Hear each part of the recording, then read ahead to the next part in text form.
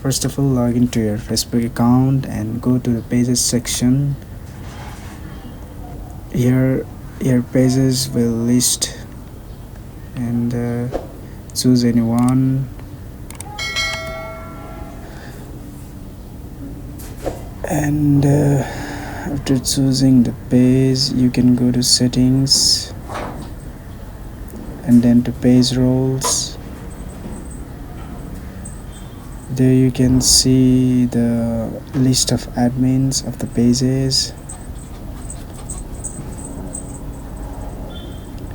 You can remove yourself as an admin this way. That's it. The steps are so simple that you can easily remove yourself as an admin on a Facebook page. Thank you for watching this video.